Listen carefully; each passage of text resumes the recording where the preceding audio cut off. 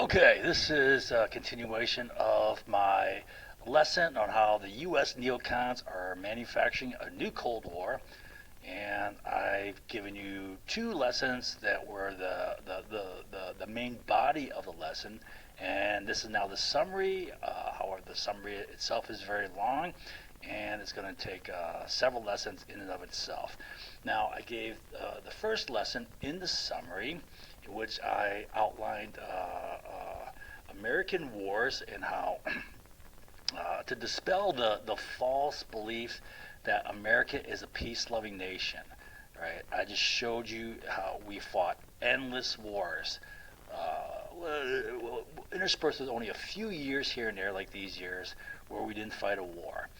Right? We're always fighting wars, up to 8 wars at the same time, mostly against the Indians, taking away their land, and the vast majority of these wars were aggressive, expansionist wars, either territorial expansion in the days when we were making our country, and then economic expansion. In all cases, it came down to economics, whether it's territory or commerce or whatever. All right. So, and then I went through just a handful of examples. I can't teach everything, so I try to simplify it. I taught some examples of expansionist wars, and then I said that these are wars which I taught, everything in green here, in which the U.S. government played a tricky manipulation to manufacture war, or to manufacture our involvement in an ongoing war like World War I or World War II. Right? Today, I want to redo my summary on the first 4 wars that I presented to you, as far as how they were manipulated, because I could tell, I'm picking up indications that there was an attack, and in all cases, what they do is the liars depend upon the fact that the vast majority of people will not remember essentially anything. They won't retain any facts. So then they can shift focus upon something totally made up, or what they believe to be the single weak point which they can attack. All right? I'm thinking that involves, there's so much more than that, right? But they'll try to focus all attention on one minuscule little point, and based upon that, get everyone to disbelieve the whole thing, right? When they know nothing else. So I'm going to teach it all again. All right, and then I may continue on so I'm going to go through the invasion of Iraq War, the Vietnam War, how we manufactured that. One example out of many, many examples on how we created conflict in the Middle East. I cannot teach that all again, right? So I'm just focusing on one example as a sample, as an example, all right? And then Pearl Harbor, how that was manufactured. And then I think I'll go into World War I. I can probably do that. If I get into the Spanish-American War, again, this is just a simplified, reduced version. I can't teach it all, but this may be too much for most people. People are going to get lost here. I'm thinking maybe I'll hold this off until tomorrow. But I do believe I should teach this again, because I can tell I'm picking up indications there was an attack, and it only works because people remember nothing. They'll say, "Oh, I remember," but you ask them, they'll have nothing in their heads. They'll come up with nothing. Okay, so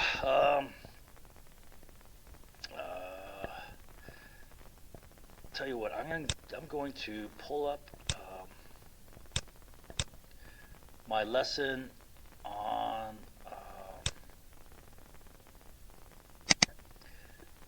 let's see here, lecture notes.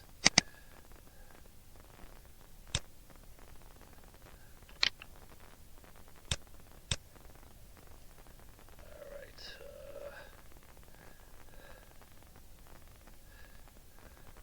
So this is what I teach for in class on how the Bush administration manipulated the Congress and the U.S. population into the invasion of Iraq War.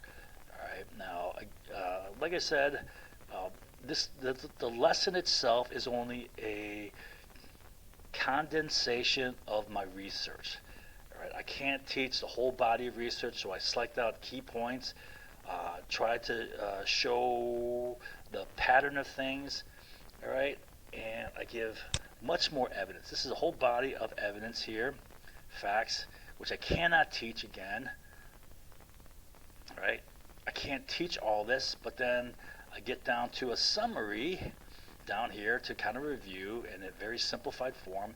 I'll cover this little bit summary here.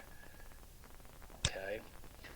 All right. So Iraq invasion war was a very long war. We invaded in the spring of 2003. We invaded Iraq, right? And we were there for a long time. Obama pulled us out. And although when we pulled out, we left behind a whole slew of private military security contractors. So that was the replacement. All right. All right. Invasion of Iraq war. Now, I'm going to start out with this to give you a kind of framework. The Bush administration bragged. They leaked to the press. They contacted the press, and it was published in the press on 9/7. Right? They said that they had a meticulously planned strategy to manipulate the Congress, the American public, and our allies into attacking Iraq and Saddam Hussein. Right? Based upon as far as the American public and Congress, the fear of that was generated by 9/11 attacks, which was not conducted by Iraq, but by Al-Qaeda. So it was a bait and switch. All the fear generated by the Al-Qaeda attack a year before is now flipped onto Iraq. All right? And that was the driving motivation for supporting the Bush administration's policy. That the terrorism, there's going to be another attack. And then they manufactured all sorts of false evidence on weapons of mass destruction, which was the key excuse for going to war, which did not exist, right?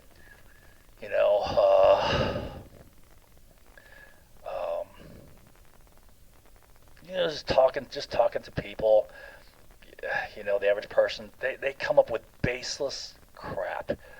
A lot of people say, well, they hid it, they moved it, they're hiding it. You can't. You know what? Just read the book by Scott Ritter, who was the chief on-the-ground weapons inspector in Iraq between 1991 and 1998, right? And what he said went on, all right, and how he said that, the CIA and the U.S. government, was not trying to find WMD, but obstructing his efforts to find WMD, and they wanted to use WMD politically, right? Instead of wanting to find WMD, he said, they wanted more to maintain within the Congress and public mind that Saddam had WMD and he was concealing, right? All right, and then he said on how they used the weapons inspections to manufacture bombings on Iraq, and to manufacture a coup on Iraq, and to design coup attempts to assassination attempts on Saddam. I'm not going to get into all that again. There's just so much, too much information for people to handle. All right, so I want to focus on this. All right,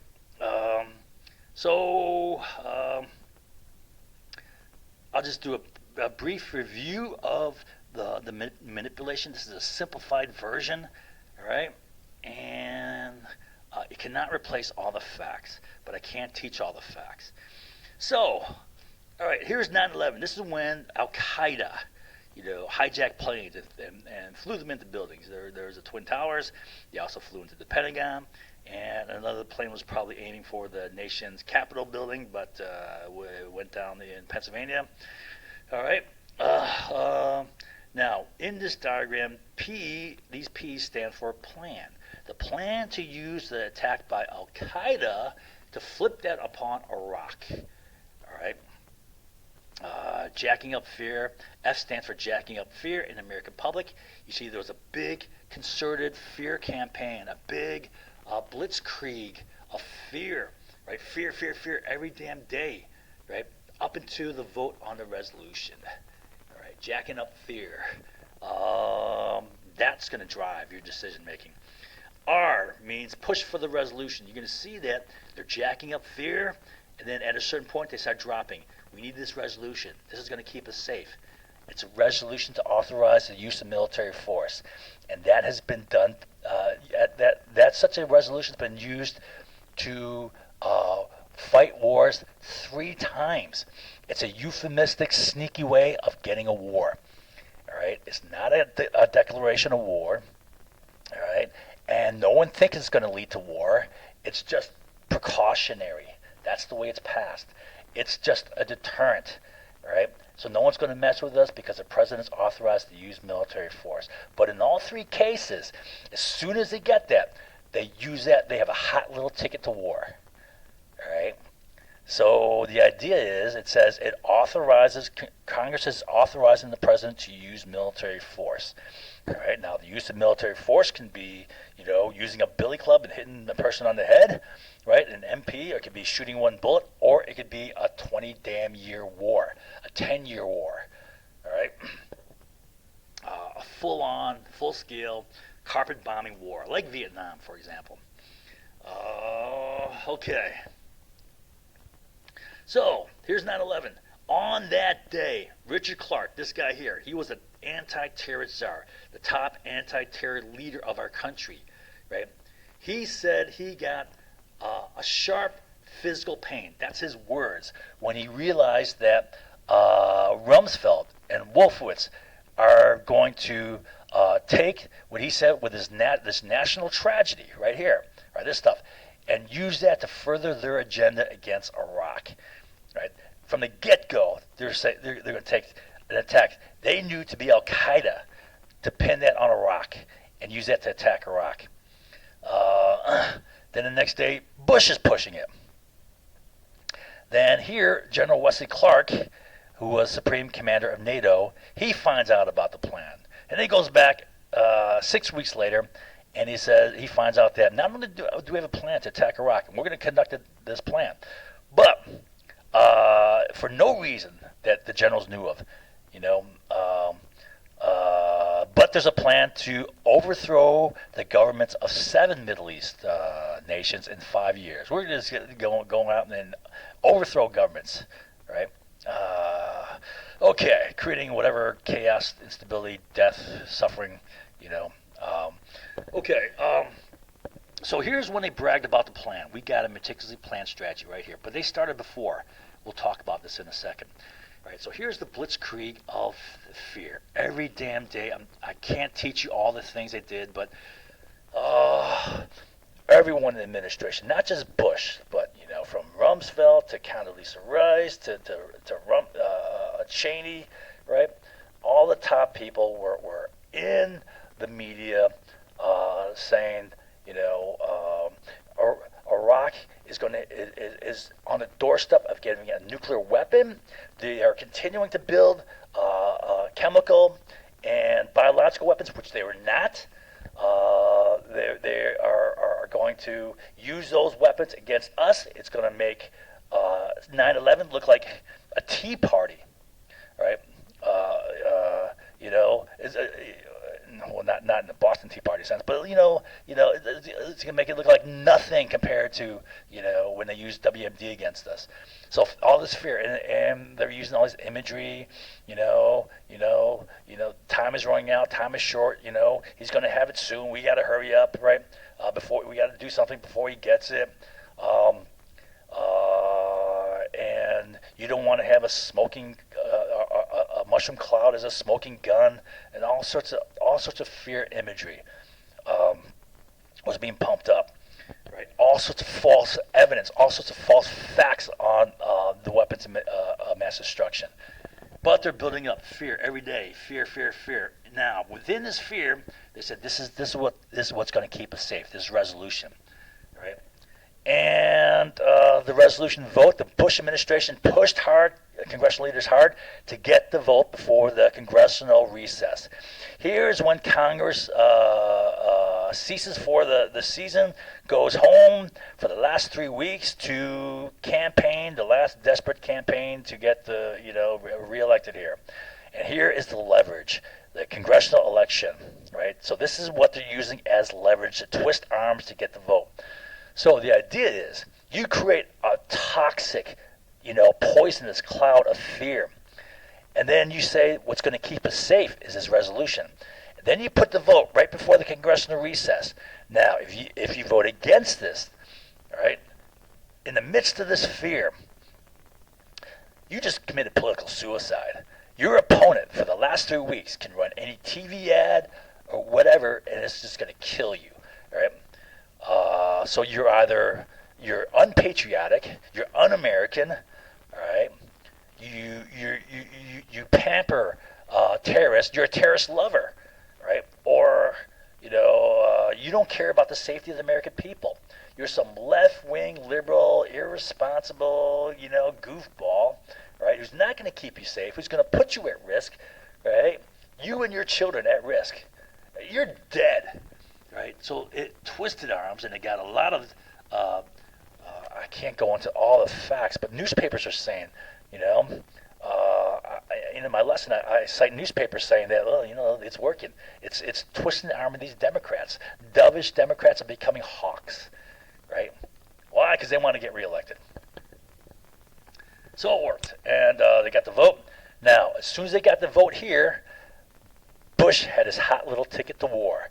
The same thing happened with the Gulf Tonkin resolution and the resolution before the Spanish-American War, all right? History repeated itself. Why? Because no one learns history. No one remembers this, right? So it's the same tricks are done again and again and again, and they work. All right. So now, this is also an example of how to make a lying attack, to make a distorted lying attack, which I know people are going to fall for. The vast majority. There's only a small handful of people who are really intelligent, I believe. I'm sorry, maybe that sounds bad, but, I know people are going to fall for this. They just will, and I can tell that they did. So the attack is this, right? I show the pattern here for there was multiple time release of intelligence reports. So the first intelligence report to be released was right here, and this is a fear thing. What it said is, this intelligence report said that Iraq can have a nuclear bomb within a matter of months. That's what it said. Just a matter of months if it can get enough fissile material. All right? Now, that was the first intelligence report leaked 9/9 here. All right? And when that report was leaked, that's when my radar went up. I remember this clearly. I read this in the Sacramento Bee. I was at McDonald's, right? And I read this, and it just it just raised my alarm, it raised my radar, right? And I knew something was in play. And sure enough, there was a big push. There was a blitzkrieg of fear, all centered around 9/11, right? So 9/11 was utilized, the 1-year anniversary, because why? That number sticks in mind, 9/11. When you think of 9/11, you think of those attacks, right? And all that is being reactivated in people's brains, right? All the fear and terror of that day. Now, I don't know if the younger people remember it, but I know older people will remember that day. It's kind of faded. It's been a long time ago. What has it been? 18 years or so since then, right? So it's almost 2 decades, right? So a lot of it's faded, but still people remember it was a fearful day. 1 year later, it was still fresh. Right? And then you had 36 TV programs commemorating the 9/11 attacks. And we're not celebrating it, but we're living it, right? Showing all those pictures, planes going into buildings, explosions, people jumping out of buildings, with blackened bodies because they're getting burned alive. They'd rather die by falling than be burned alive. Well, I can understand it. All right, so scary stuff, right? Then Bush made a whole series of presentations and speeches. Here are all of them, all the dates. Right, and this is what all the fear-mongering he's doing here. These are all intelligence reports, false intelligence reports, bogus intelligence reports, including ones compiling a list of, I don't know how bogus this was, but the FBI had a timed release of intelligence reports compiling a list of hundreds of Al Qaeda in USA, waiting instructions like ticking time bombs, like what is that movie, Manchurian Candidate type, stuff. All right, they're just waiting, ready to go off, ready to get the orders. They're gonna launch an attack at any minute. All right, so it's a bunch of intelligence reports. I'm not teaching all the times they're on the news. That was the main thing, on the news every day, right? Manufacturing, making up all sorts of lies about WMD, right? Getting people all jacked up with fear. And then, here's this is kind of off to the side, but here's another thing people say. Oh, yeah, well, Saddam shipped all that stuff to Syria, all right? There's no evidence for that. There's zero evidence for that. All right. And here's another thing. Why would he ship it to a government which is aligned with Iran? Right. It's an Alawite. The Syrian government, the religious party is Alawite, which is a sect of Shia, right? Which is the enemies of Sunni. Right. Why would he give weapons to them? Why would he give weapons to the radical fundamentalist terrorist groups? All right. Like Al Qaeda, who would first use them against Iraq. Because why? Just like Richard Clark said this. He said, Al Qaeda's number one goal is not to attack the U.S. Al Qaeda's number one goal is to establish an Islamic State, right? Establish their caliphate, their religious-based, political organization, all right, and territorial, thing. So they would first. You give them a WMD, they're going to use it against you to establish their state. Where can they establish a state? Well, Iraq, Syria, all right? So the 2006 Senate Intelligence Report said that Saddam was hunting down the fundamentalist, extremist, terrorist, groups because they were a threat to him, and he was executing them. All right, so why would he give a WMD to them if he had it, which he didn't? Right? This is this craziness. This is all lies. All right. So now, what I mentioned, and this is what they're going to attack. This is the one weak point of all this I'm going to teach today. All of this will be forgotten because all focus will be shifted on the one weak point, which they think they can attack. And I'm just going to openly say that this is it. All right. And I'll openly admit that I cannot prove this, right? Unless I have a plan in my hand, which I don't, in Vietnam, there's a plan in hand, which, had most of this stuff, had a lot of this stuff in there, but not everything. They did more than that plan, right? But there was a plan called the 30-day plan. You can find it in both the Pentagon Papers and in Foreign Relations of the United States. Okay. So this is what they're going to attack.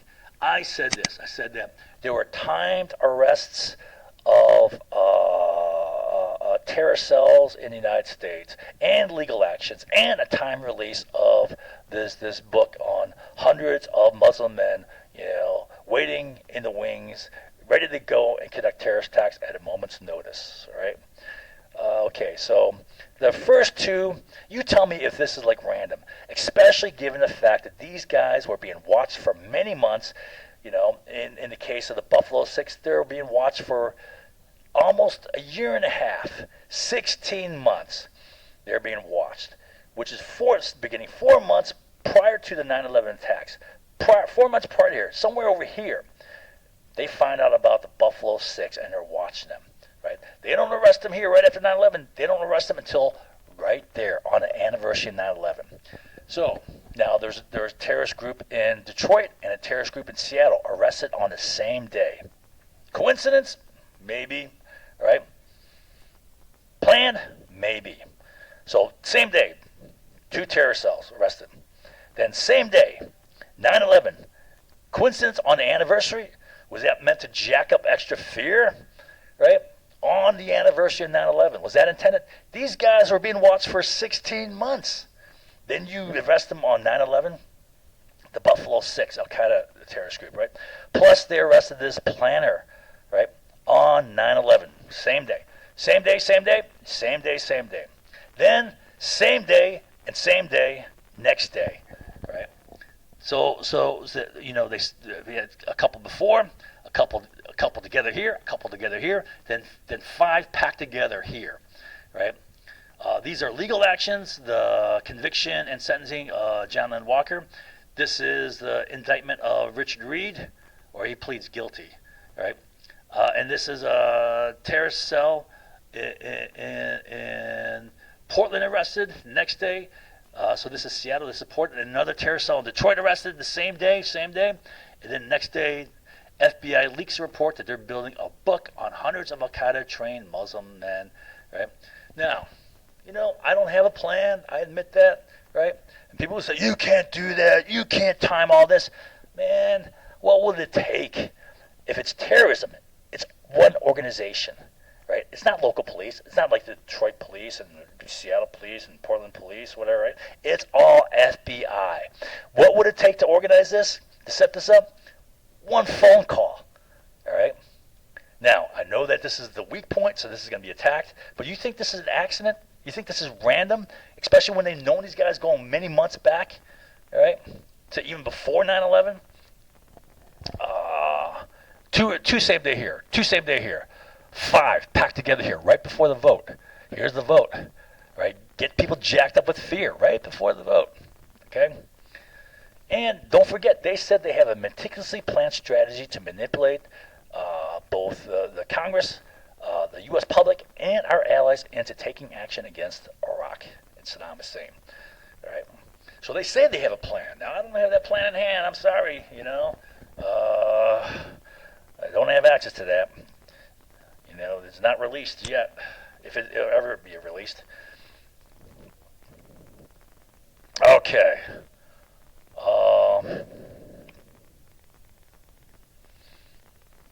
So yeah, that's how that war was gotten. Again, based upon a congressional resolution, which is authorized the president to use military force. Sneaky, I mean, you would think that no, intelligent person would fall for that, but they all did. Are you kidding me? All right. I remember seeing the senator on the McNeil-Lehrer NewsHour. Judy Woodruff was running this segment, and she had on there a senator, and she said to him, well, yeah, but you voted for the war resolution. And he said, nope, wait a minute now, let's get something clear. I didn't vote for a war resolution. I voted for a resolution that authorized the president to use military force. And I'm just seeing this, and I'm just thinking, this is what we have as our leadership here. This is the intelligence level. I mean, most of these guys are lawyers, right? You would think they'd understand language, right? But even if you're not a lawyer, any simple-minded person should be able to understand that warfare is the use of military force. The use of military force has no boundaries to it, right? Like I said, it could be a 2-minute thing, or it could be a 10-year war. It could be shooting one bullet, or it could be bombing the hell out of the country to the Stone Age, like Vietnam. I mean, Vietnam was bombed with 3.5 times more bombs dropped in Vietnam than all of bombs we dropped in World War II. All right, we just bombed the hell out of the country. All right, so those are examples. I didn't cover all the news examples every day and all the other manipulative things done. I cannot teach it all. I can only give just a summary, and I hope that people will retain something from this, right? Instead of focus on the one little petty thing, all right, that they can attack. And that's what they do. I've taught that method. That's a method. I've taught that hundreds and hundreds of times. This is a method, one of the many methods they use to lie. Shift all focus upon the one weak fact, right? No one's going to remember the 1,000 other facts, right? And that's what happens. That's just the nature of human cognition. You cannot retain all this stuff. Okay. And people are going to say, oh, yeah, I remember my birthday. I remember where I parked my car. I can remember all sorts of stuff. You remember fragments here and there, right? I mean, sure, people remember a lot of things, but I'm telling you, if I were to ask people about this, they're going to come up with nothing. Not a single fact. you're gonna say, "What do you mean? I remember? I remember all sorts of stuff." Well, okay, great, right? Doesn't mean you remember anything about this. All right, so this is the Vietnam War thing here. This is how, Vietnam War was a nasty long war, and this is how the U.S. manipulated this war. All right, manufactured this war. There's far more than this. This goes back, during the French Indochina War, and that, of course, goes back into the French occupation of Indochina, colonization of Indochina. I'm not going to get into all that, right? But I'll start here. The main thing starts on May 21st of 1964. The key event is starting July 31st of that year, right? So a couple months away, right? And I'll mention a quote from one of the documents on a National Security Council meeting in Hawaii on June 10th, right around here, of 1964. And here's the quote, minutes of the meeting. So whoever was writing down the minutes of the meeting, and these are all top level, national security people, the top echelon, a good dozen to 2 dozen top people. Okay, Director McCone, CIA, said that putting U.S. troops on the ground in Southeast Asia, which is what they wanted to get, that's a war, right, would require a congressional resolution. He reminded the group that the idea of a resolution arose when we were discussing how to deal with a communist reaction to an attack by us on North Vietnamese targets, unquote. All right? So it's kind of written backwards, but what it means is we attack North Vietnam first, right? They react. And when they react, we use the reaction, portray that as aggression, and get this resolution signed by Congress. All right? And that's exactly what was done. I'll show you that's exactly what was done. Now, another key element of this manipulation is what's called a multiple cognitive framework game. And the purpose of this is you build a framework of cognition by showing one group. So let's say you have, I don't know,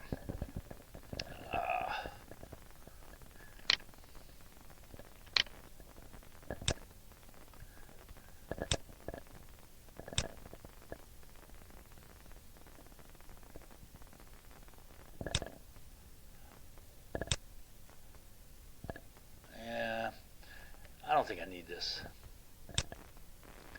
So you have two groups of people. All right, let's see. Do I got a map? You have people in North Vietnam. Okay, you have people in America. Now you expose the people in North Vietnam. Yeah, maybe I'll draw something.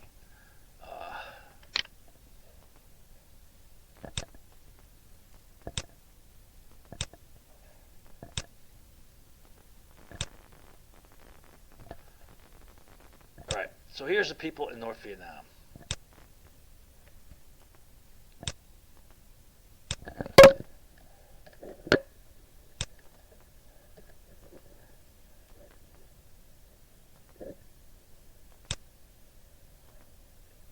Here's the people in USA. Two isolated populations. Okay. So here is V. Here is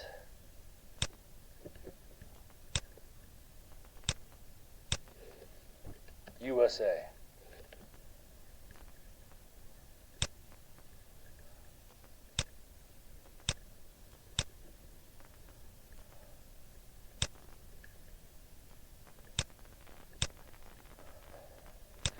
North Vietnam, NV, okay? Here's USA. Two different populations. To this population, you expose them to a whole bunch of different signals. To this population, you expose them to opposite signals. Then when you have the same incident, they see the same thing. They're going to see it totally differently because they have different things, different expectations in their brain, right? And that's a simple trick. And that's the basis of, that's a fundamental principle of drama theory. there's books written on the semiotics of drama, how you want to piece by piece build a cognition, a framework where you create expectations of how to see something in the future you're going to show them. Then, in fact, it says you never show them anything, right? Unless you, in advance, build up expectations so that they see it the way you want them to see it. Right? Those expectations dictate the way it's perceived. Okay. So you create contradictory expectations intended to produce contradictory perceptions, opposite perceptions. Right? Semiotics of drama, I say here. Now, North Vietnam is barraged with a bunch of signals that they're going to get attacked. We're going to attack you. We're going to attack you. Threat signals. All right, we're going to invade North Vietnam. We're going to roll you back. On and on and on. And they're literally saying this stuff. Not just the president, but multiple people within the administration, all talking with the press. We're going to attack North Vietnam, right? And then there's actual attacks, right? And then there's a ship that's sent up right where they're attacked. And it is attacked because we just attacked there, right? And then we use the attack as evidence of communist aggression. And then based on that, we pass a congressional resolution before Congress, and they sign off on it. 100% congressmen. All but 2 senators. Now, in USA, we passed something different. The Jordan Report. It says in the 30-day plan, we'll talk about here, it says reissue a modified version of the Jordan Plan on D- whatever it was. I think it was like D-11 or something like that, right? Jacking up. And then just before the attack, it's leaked to the press that communists are about to make an attack. Right? So you create expectations of a communist attack.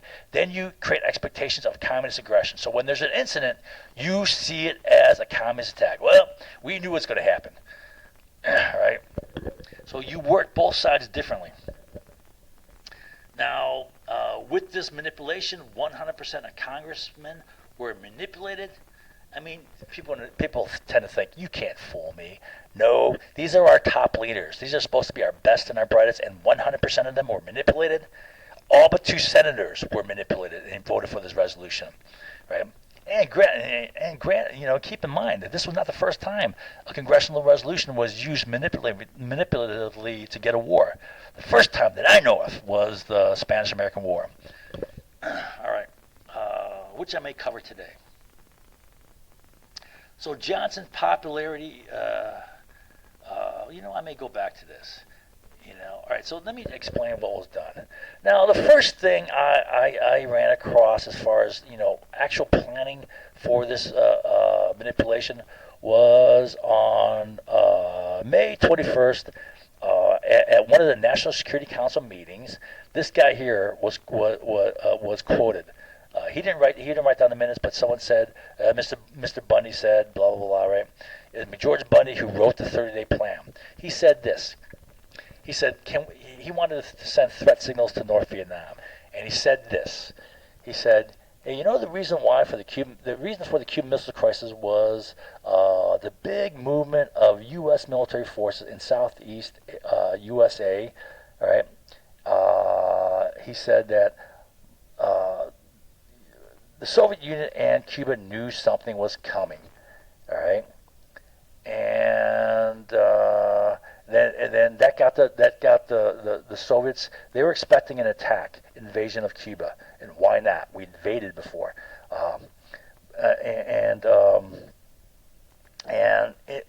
based on that threat, they installed nuclear missiles. 2 different missiles with different ranges. One with a range to reach maybe like Chicago and New York City. Another one with a range to probably reach like Los Angeles. Right? One had a longer range, so they can pretty much whack anywhere in our country with those missiles. All right. Now those missiles were seen as aggressive, threatening, offensive missiles. All right. But the whole thing was based upon a perceived threat to them. Right? So let me try to separate the different perspectives. For the American perspective, for the average U.S. citizen, think of yourself back then. You wake up in the morning, you walk outside with your pajamas and your house slippers on, right? You walk to the driveway and pick up the paper, right? You walk inside, you get a cup of coffee, you sit down, open the paper, and you read there. It says the Soviets have installed nuclear missiles in Cuba. You're saying, holy crap, they're going to attack us, right? Right, they're getting aggressive. They're going to maybe invade us after that, right? They want to get a first strike in, whack us, and then do whatever. Of course, people don't think about the practical requirements of an amphibious invasion. Anyways, they're thinking they're going to attack us. Those are offensive missiles, they're aggressive missiles, and it gets them scared. Right, so that's the American perspective. That they're offensive, aggressive missiles. Now, from the Soviet and Cuban perspective, it's the exact opposite. Right, those missiles are defensive, trying to deter an American invasion. So let's look at their perspective. Right? From their perspective, well, the U.S. had invaded before. They had the Bay of Pigs invasion. When was that? Like 61? 61 was a Bay of Pigs invasion. Right? That failed. Right?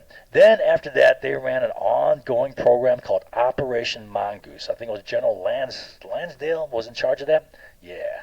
Look up his name, Lansdale. Right? I read a quote from him, Lansdale, or a memo from him, where he's saying, "Yeah, we should." Nah, I'm not going to get into that. That's too off of topic. But anyways, in Operation Mongoose, it was continuous efforts to undermine, sabotage the Cuban economy. That's always key in destabilizing the government. You undermine their economy. You destroy their economy to destabilize the government. And then destabilize them politically with political parties, destabilize them with labor, destabilize them, unions, destabilize, typical thing done is destabilizing the press. But there was efforts to sabotage infrastructure, and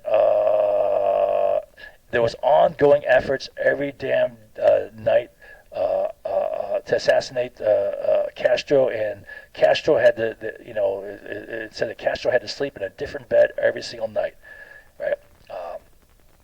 So there's aggressive, right? And then what happened was there were major military operations practicing war plans to invade Cuba. So we were practicing actual war plans. Now, there was no green light given to conduct those war plans, but we were practicing them in the summer before the Cuban Missile Crisis. So that was October of '62. And in the spring and summer, like May, June, there were two major operations. One was pretty much the whole damn Atlantic Fleet, the Second Fleet, was conducting amphibious practice invasions on Vasquez Island, which everyone and their brother knew was practice to invade Cuba. Right? And then the second one was a naval aviation practice involving 400 naval aircraft. 400 naval aircraft is at least 5 carrier battle groups. That's 5 carrier battle groups, right? That's huge, all right? So big preparations, military preparations are being practiced, right? Well, that sends signals, right? And to get those amphibious, you had to ship all the military forces, the Army and the Marine Corps, whatever was involved. I'm not sure who was involved in the practice. Onto amphibious landing craft, and then conduct those practice. Right. So that was a signal, a threat signal, and that's what got them to put. Plus, we had nuclear tipped missiles in. Right on the Soviet Union's doorstep already. We had already installed Jupiter intermediate range nuclear tipped missiles in both Turkey and Italy, right? So, according to the Soviet and Cuban Soviet perspective, well, why should we complain when they got missiles right on our doorstep? They're saying, right? All right. So that's the threat signals. Use the threat signals, get them to react, and in the case of the Cuban Missile Crisis, get them to react in which you portray their reaction, their defensive reaction, as aggression. All right. Now, 2 days after he talks about this, he submits two things. He submits a 30-day plan, which is a series of threat signals. There are two main batches, one mid-June, one mid-July, right? That's a 30-day plan. The 30-day plan had a D-Day, and then going backwards from D-Day, it was D-1, D-2, D-3, all the way to D-30, actually all the way to mid-June. The first item on the plan says mid-June, you send a Canadian emissary there to try to persuade, the North Vietnamese government. But in the papers, in their press, they said that he was sent. It was Seaborn was the guy's name. He was sent as an errand boy, bringing threats of an expanded war. So he was sent there to threaten expanded war. Right, threat signal. That's first threat signal. Now, so they developed a 30-day plan. He submits that, and he submits the first draft of the congressional resolution, which they're going to have passed here. So this resolution wasn't in response to the incident here. This baby was being pumped up and prepared way back here. First draft here, right? Then they had multiple drafts after that. Then there's a bunch of threat signals. Threat signals involve major buildup of military weapons stockpiles. Big shipments of boats, right? Packed full of military weapons being pre-staged, and then shipments of aircraft to Vietnam. Not just the planes they're using during our advisory role, which were like T-34 trainer planes. These are now jet bombers and jet fighters. They're F-100 jet fighters were used for tactical ground support, and then also the B-56 Canberra. I think they're 56 or 57. Anyways, it's a British-based bomber, twin-engine, jet bomber though. Both of those would be American pilots, and there was like major openings of bases, announcement of opening of a strategic system of 5 interconnected air bases, right? So a lot of shipment of weapons, and then the main threats were coming way back here somewhere. I think here. I think this could have been it. It was leaked early from Congressman named Laird. He said to the press that, it was leaked to him by Rusk, Secretary of State Rusk, that the U.S. has war plans to invade North Vietnam. And he's discussing that with the press, right, that we're ready to go to invade North Vietnam. So that's the first threat way back here, and this is where they piled on. In almost like a crescendo, a number of people saying, we're going to invade North Vietnam, we're going to attack North Vietnam, but we're going to do this for peaceful reasons. That's what Johnson kept saying, right? I can't go back and teach you all exactly what was said, but I did once, right? All right, so threat. We're going to attack you, right? And then, let's see. Oh, here's when the Jordan report's released. U.S. Oh, the communist aggression, right? Here's expected communist attack. Communists are going to attack you. That's past then. Then here. And then here, so this is our perspective, U.S. perspective, building in the U.S. mind that the communists are going to attack, right? So they're building in the communist mind that we're going to attack. They're building in the American public mind that the communists are going to attack. And then we start attacking. We start dropping sabotage groups into North Vietnam. And then here, there's a second batch of threat signals. U.S. politicians, but also the leader of South Vietnam is now saying, we're going to invade North Vietnam. He started making what are called to the North speech. We're going to drive to the North and push back communism and attack them and then that's all. This is part of the 30-day plan, right? In fact, it says in the 30-day plan, the leader of South Vietnam threatens to attack North Vietnam, and then it says 7 days later on D-3, I believe it was. This is D-10. This is D-3. Let's see. The president backs up what the leader of South Vietnam is saying about attacking North Vietnam, and sure enough, he did at a press conference. Johnson backs up what he's saying. So all this was done exactly as planned. On on the days it was planned in the 30-day plan. And another thing is so there's all these other U.S. politicians, and McGeorge Bundy's brother was one of the guys that said that we're going to attack North Vietnam. We're going to go against countries to the north, he said. And then the commander of the South Vietnamese Air Force was a guy named Colonel Key. He's the guy who ran the sabotage operations, dropping commandos into North Vietnam, blowing up crap. And he said that we're going to conduct more of these operations. And he said we're going to conduct bombing. And he said you can rest assured that all of North Vietnam will be destroyed.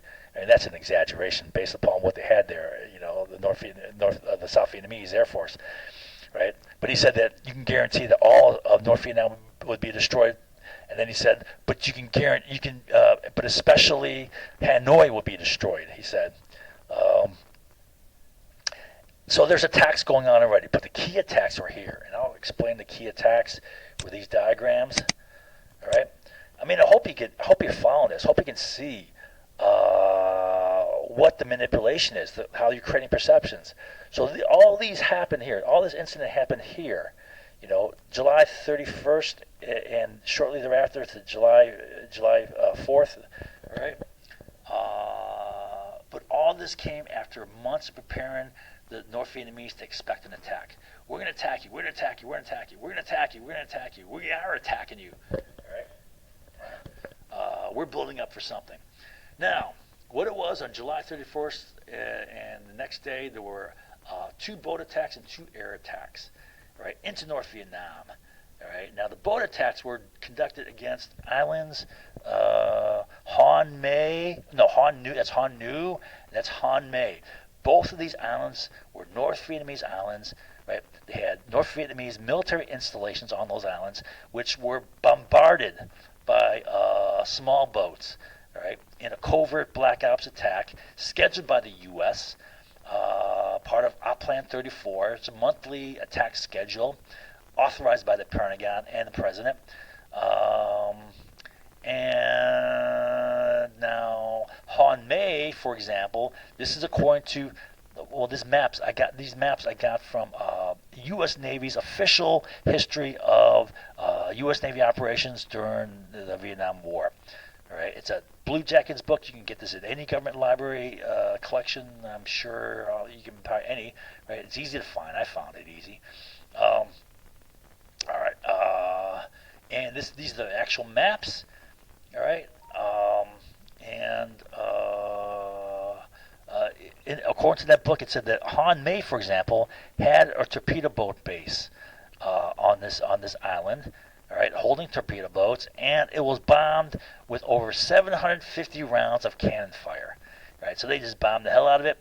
Right now, right after that attack, shortly after the attack, only 8 hours after the attack, another ship lights its computer right here. Lights its radar, turns on its radar. This is the USS Maddox. It is tasked to conduct a totally different operation, but right along the path of where the attacks were conducted. Right. So it began its operation when it turned on its radar. It turned on its radar at 08:45 hotel time. That's local time, right, on July 31st, just 8 hours after the attack. So it's starting its run. And it's on a different mission called a DeSoto mission. All right, and this mission was an intelligence gathering mission meant to provoke the North Vietnamese just enough to get them to turn on their radar, their gunfire control radars or missile control radars, which lock onto their target. So they want to be locked on. Now, if they're locked down by the enemy's gunfire control radar, which is, there are different radars. There's a broad, lower frequency search radars, and there's the high frequency, high energy, high accuracy fire control radars. Well, they want to record them, right? And then once you record it, you can take it back to your, industries, and then they can develop jamming. So the next time they try to light you up with the radars, well, you just jam them. You just white out their screens, right? You just basically make yourself invisible. All right, so that's a function of this. Now they're supposed to go point Alpha, point Bravo, point Charlie, point Delta. Well, look where it goes. Right past Han Nu, right past Han Mei. This is very close to Han Mei, right? It's zooming right past there. Now, as they're going up, there's air attacks. There's air attack at was it Vinsan? Airplanes came in, attacked there. Then there's air attack on the Laotian border, way over here, right? But it's still north. It's still in Vietnam, right? It's still North Vietnam. So both of these are attacks in North Vietnam. 4 attacks in North Vietnam as this boat's coming up here. After for 2 months, we're saying we're going to attack you. We're going to attack you. We're showing every card that we're going to attack, right? And then we start attacking, right? Covert black ops, which were denied by the Johnson administration. They're like, they're lying, right? There were no attacks. The North Vietnamese complained about these attacks to the United Nations, but we said we denied them. All right, so we attacked them, and then you know what happened was, as they're going up, these boats, the boats that attacked them, came back here, and the crew of the Maddox saw them. They spotted the boats, so they knew something was up there, right? But as it got closer to Han Mei, where they have a torpedo boat base, right? The commander of the operation was Captain Herrick, and so he's running this show, and they were picking up, intercepting, and translating open radio traffic by the North Vietnamese, right? In which they're saying that they see this ship as a threat to them, and they're going to come out and attack. Well, they just got the hell bombed out of them, right? So what this plan was to go and whack a hornet's nest, right? So that the hornets are all buzzed up, right? Yeah, right, ready to sting, and then you send an innocent victim right there to get whacked, right? And so he gets up here to this point, and he's picking up these messages in which they're threatening to attack. So he hauls, ass the other way. He goes directly down south, gets out of there. He calls for instructions, right? He's ordered back to Han Mei. He's ordered to go. You go back to Han Mei. And he's like, crap. I really don't think so, right? Right. And I'm not sure what the extra radio traffic is at this point, but he gets to point Delta, and instead of completing the mission, which went up here somewhere, he's I don't know if he's ordered, but then he starts going back to Han Mei, right? I can only speculate if he was ordered, but so he's going directly back to Han Mei towards the island, which is attacked with 750 cannon rounds, and has a torpedo boat base. And sure enough, 3 torpedo boats come out and attack him, and they're coming out at high speed. So he turns around, hauls ass the other way, and he starts lighting up those boats with his aft 5-inch gun. Or guns, I'm not sure how much they have back there. They look like they have 2 batteries here. I think they have 1 battery here, twin battery here, so 2 guns, right? He's like bam, bam, bam, shooting at it. He calls in airstrikes, and airplanes come in, commanded by Admiral Stockdale, right? He was a commander at the time, but later on become an admiral and Medal of Honor winner. He comes in and whacks one of the boats, right? Sinks it, right? And one gets away, and they haul ass out of there, get out of there, and they get away, and they just go due south, get out of Dodge here, right?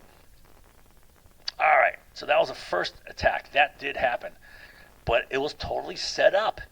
I don't know. I mean, I'm surely you can see that this is a setup, right? All right, and now next day. Okay, so they're out of there by, was it about midnight? Here's midnight. When they're here, here's midnight. So just 5 hours later, after they left, right, they're ordered back in. And they're ordered to go back in. Here's the Maddox with another ship called the Turner Joy. So here's the Maddox, here's the Maddox. Now they're ordered to go back in. 2 ships. Take another ship with you, but you're going to complete this damn mission, right? And they're supposed to go to Point Oscar, November, Mike, Lima, right? They're supposed to, and I think as I recall, they're supposed to do it backwards, right? They're coming out this way, but they're going in this way this time. All right, now instead they go a little further away than where they're supposed to, but they zoom past Han Mei, right? It's like teasing them, right? See what they're going to do, and then they cruise out this way, right? And then right when they're about here, there's another boat attack. So when you're in this mission, there's another boat attack. You attack another North Vietnamese installation on the North Vietnamese, coast this time. Not an island, right on the coast, right? You bomb the hell out of it. And so the idea is to jack them all up again, all right?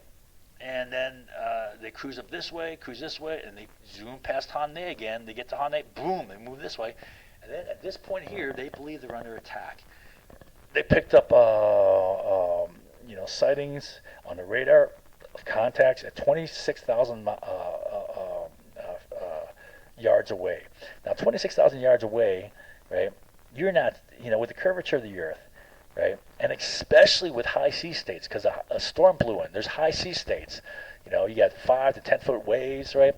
Well, you got these torpedo boats coming at you with 5 foot freeboards, maybe 5, no more than 10 feet freeboards, right? Given the curvature of the Earth, and given the arc with going from a mast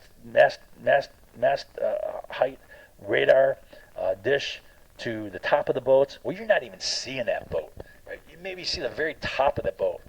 Good luck in high sea states seeing anything other than waves. You got to realize, unless you see these old radar scopes in high sea states, when you got big waves, all you see is waves. You have to turn down the attenuation greatly, attenuate, the radar screen, right? And it's very tricky to track anything, right? Let alone a torpedo boat at that range. But anyways, they should have known that this is like questionable information. But they hauled ass out of there, and at this point here, they believe they're under attack. So they lit up searchlights, called an airstrike. Oh, man, something's in the air. Hold on, I got it. Okay, so I'm back. All right. Where was I? So, yeah,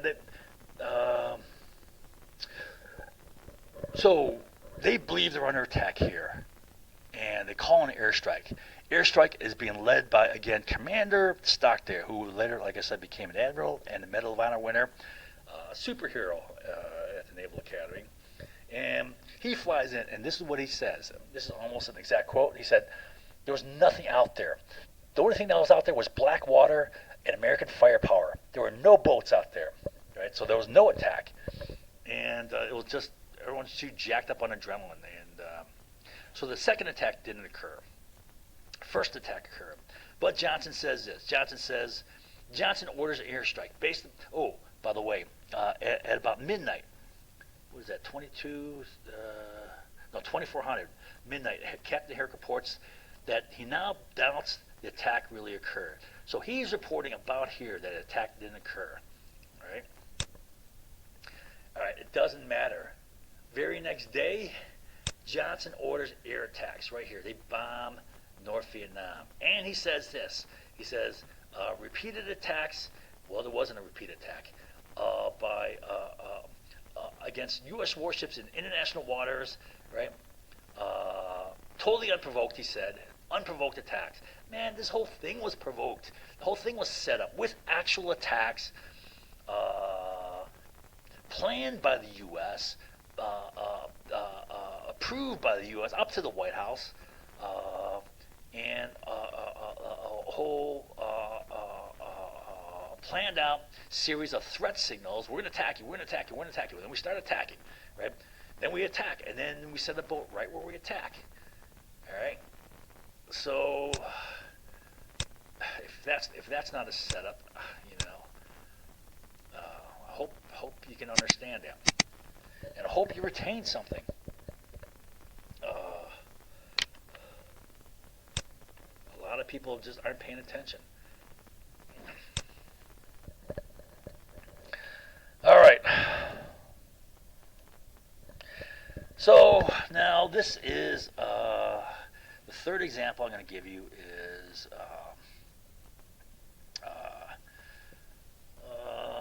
only one of many examples of how we created conflict in the Middle East. And so this is one of many times we created conflict in the Middle East. Now, what I'm going to show you is lecture 4. Okay, lecture 4. So here's my lecture 4, in which I discussed exchange theory. And in exchange theory, I used as an example how we can create conflict in the Middle East to gain control over oil in exchange. All right. So in the Middle East, creating conflict in the Middle East to gain control over oil production. All right, and the overall lesson is on socialization and social interaction. There's many theories on social interaction. The first one I covered was Goffman's dramaturgical theory. There's Goffman there. And then I got into Blau's exchange theory. Maybe I should get a picture of Blau. Doesn't matter. So this is exchange theory. Right, and I taught you what I think was some brilliant insights. If you remember,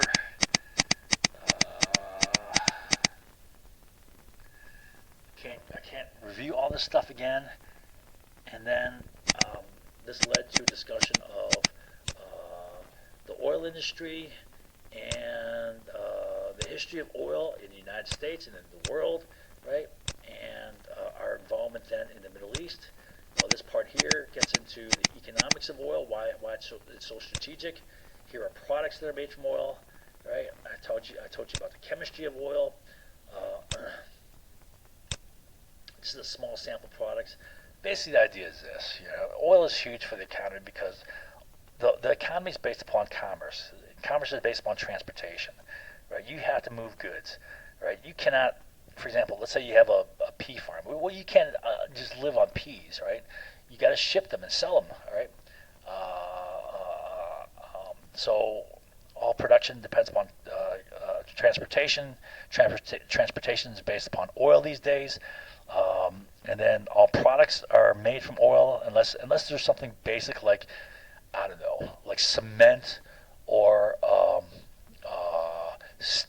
metal or glass or natural fiber like wool or ceramic, right, or wood. Anything else is pretty much made from oil. And there's so many damn products. Just think of what's in your medicine cabinet. Everything there is made from oil in some way, right? The whole organic synthetic chemistry industry is based upon oil because oil is the cheapest form of, readily usable and available carbon molecules, right? It's the cheapest building blocks. All right, so then I got into the history of oil industry in the Middle East and all the many tricky things we've done. I'm going to show you again this big damn list. I'm going to only teach this right here, this one block. I'm going to get into the details of this one block. That is it. All right. But what I want to show you is there's a whole bunch of other crap we've done. All right. I can't teach all this again. All right. This is the Iran-Iraq War. This is the first Gulf War stuff coming up here. All right. Well, that's all right. On and on and on. All right. All this stuff I can't teach you again. All right. I'm going to teach you just one little segment. So I want to try to impress in your mind that what I'm showing you is just one of the many, many things we've done in the Middle East. All right. All right. So this is how you make money off of war. I can't teach that all again either. All right. So here is U.S. conflict creation in the Middle East. I scrolled through the lesson 4, all the things. I want to impress upon you that there's so many things we've done here. I'm only going to give you one sample because I can't teach everything all over again. So I'm going to teach you the Operation Ajax, which is the overthrow of the Iranian democracy, right? And the installation of a dictator, the Shah of Iran. All right, and really it started. Well, U.S. need for foreign oil was increasing, right? But then in May of '51, you had the Iranian government nationalize their oil, right? Now the threat to British, U.S., Britain, and to France, for example, was not so much the loss of Iranian oil, but the potential loss everywhere in the world of every damn country that was being colonized, right? And where there was foreign production of the resources of that country nationalizing, not just oil. So all foreign owned oil production overseas, right? It would threaten nationalization of that, but also everything else. But more than that, it was a threat of nationalization of all Western-controlled foreign resources and investment, right? And so the idea was, if Iran nationalizes its oil, you cannot let them do it because that's going to encourage everyone else.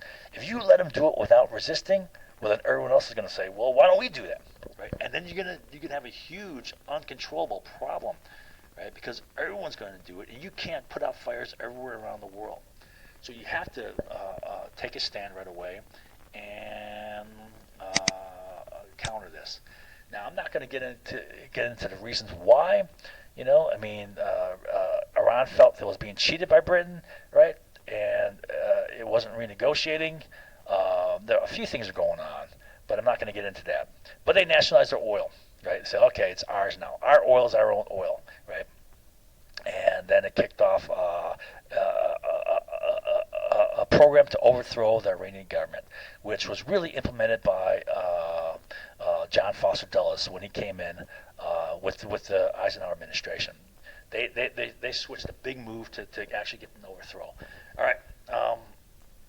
So here's the strategy to overthrow the Iranian government and install a dictator. First thing was economic warfare. Economic warfare is always essential to an overthrow of a government. You got to screw the economy. That's the best way to destabilize the whole country, because if the economy is tanked and people can't make a living, people can't support themselves, they're gonna get frustrated. Usually, the first thing is gotta change the government, right? So that's the best way to overthrow a government. The first thing is to put economic pressure on it.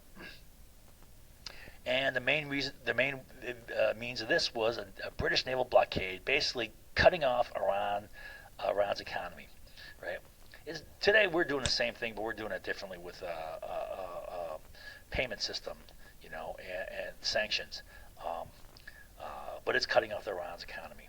It's trying to prevent any oil exports out of Iran. So sabotage. So they blocked commerce, and then they sabotaged the Iranian oil facilities, right? Then the next key thing was USCI Operation TP Ajax.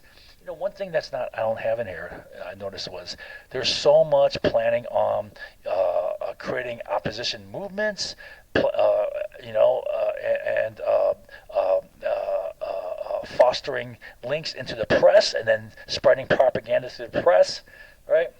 But I'll just give you a sample of other things. Here's a sample of the plan.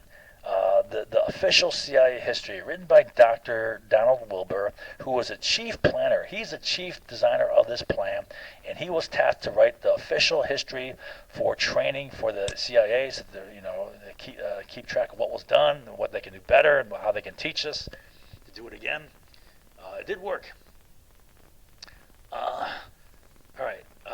So the CIA, one item is this: the CIA would manufacture fabricated documents proving secret agreement between Mossadegh, that's the prime minister, and Tuda, which is the Iranian Communist Party. They're saying he's a commie. They're pointing the finger at him and saying he's a commie. Prime Minister Mossadegh. Right, so he's kind of like, I don't know, the British Prime Minister, the leader of their government. All right, and then how they publicize it. So this comes from Dr. Wilbur's book, his report, right? Would be widely publicized that this refugee movement on the basis two grounds: popular dissatisfaction with Mossadegh government as follows. Ground one, that Mossadegh government basically anti-religious, as most clearly demonstrated ties between Mossadegh and Tuda, and Mossadegh and the USSR. Just prior, now Mossadegh wasn't a communist by any means. Just prior to movement, CIA would give widest publicity to all fabricated documents proving secret agreement between Mossadegh and Tuda. So what is that saying? The CIA is going to manufacture false evidence of this agreement, right, and then pass that everywhere. So they're manufacturing the lies, and then they're passing it everywhere. 2, the CIA would print counterfeit money and spread it. Then they would point the finger at Mossadegh government and then highly publicize that this was the cause for the economic collapse. Well, the real cause for the economic collapse was the blockade and embargo, right, killing the economy, right, and sabotage of the oil industry. They cannot sell oil, all right. And there was an embargo placed, right? There was pressure placed upon, for example, any other country not to buy Iranian oil, right? Sound familiar? Now, the real major cause of economic collapse was the British naval blockade that killed Iranian commerce, especially oil sales, which was the bulk of the economy, along with various economic sanctions especially against oil sales. So here's what the document says. Ground 2, that Mossadegh is leading the country into complete economic collapse through his unsympathetic dictatorship just prior to movement. That's the overthrow. Right, just prior to the overthrow, CIA would give widest publicity to the evidence of illegally issued paper money. CIA might have capability to print masses excellent imitation currency, which would be overprinted by this message. So, what is that saying? Well, you point the finger at Mossadegh passing bad money, right? But you make that money, right? You make the counterfeit money. Spread it all around, right? Sabotaging the economy, and then you point the finger at Mossadegh for doing it, right? So that's typical CIA destabilizing stuff, right? Now, this is the final action preceding the coup. Final action immediately preceding the coup. This is the big, climactic thing to get the coup kicked off, right? Let me read this first. So the CIA plans, stages, and then conducts terrorist attacks on Iranian religious leaders. So the CIA conducts these attacks, and then they have other religious leaders standing by to lie and say that Mossadegh ordered these attacks. Point the finger at Mossadegh. So CIA bombs people, attacks people, and then they point the finger at. They have people standing by, all set up to point the finger at Mossadegh. Okay, so I say this comes from the British version of it, but the British version was virtually identical to the American. They planned theirs together. All right. As noted above, the military action can result from situation A or B. This is A or B. However, the pre-coup activities of the organization, as described above, will be primarily for the purpose of creating situation A, which is described below. On the appointed day, staged attacks will be made against respected religious leaders in Tehran. Other religious leaders will at once say that these attacks were ordered by Mossadegh as his reaction to the disfavor in which his government is held by the religious leaders of the entire country. A number of the more important leaders will at once take sanctuary in the Maj grounds, right? Like they're being threatened and fearful of attack, right? So who does attack? Well, the CIA. So the CIA and British Special Intelligence would orchestrate terrorist attacks and have people standing by to point the finger at Mossadegh. Right? CIA used terror tactics to incite fear and then conduct terror attacks, blaming Tuda. Right? Okay, what do I have here? So material which is CIA agents gave serious attention to alarming. This is Dr. Ward. Alarming the religious leaders at Tehran by issuing black propaganda in the name of the Tudor Party. So the CIA is pretending to be the Tudor Party, the Communist Party, and then they're threatening to attack the religious leaders, all right? Threaten these leaders with savage punishment if they oppose Mossadegh, right? So that's connecting Mossadegh with the communists, right, in their minds. Threatening phone calls were also made to them in the name of Tudor, and one of several planned sham bombings of the houses of these leaders was carried out. So they attacked. They had a bombing attack of one of the leaders carried out. One of several planned. All right.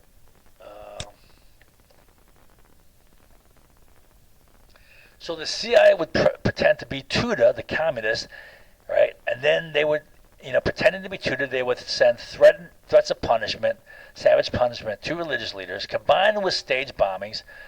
If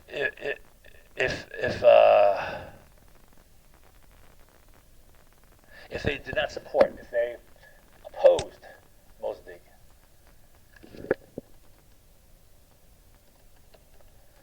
All right. This is more fear-mongering. It also meant that to tie Mossadegh to the communists, which the religious leaders hate. Why? Because communism is atheistic. All right. So you have very fundamentalist people in Iran, just like you have fundamentalists here in the United States. They're very conservative and rigid, and they're going to protect their religion. All right, I'm getting tired already. The following are excerpts from the British version of TP Ajax. All right. Organization to create maximum public opposition to Mossadegh. So they're trying to create there's a massive propaganda campaign against Mossadegh and his government, but with Mossadegh himself as the principal target. So you pass propaganda through articles, broadsheets, pamphlets, some pro-Shah, some anti-Mossadegh. So this is the propaganda effort.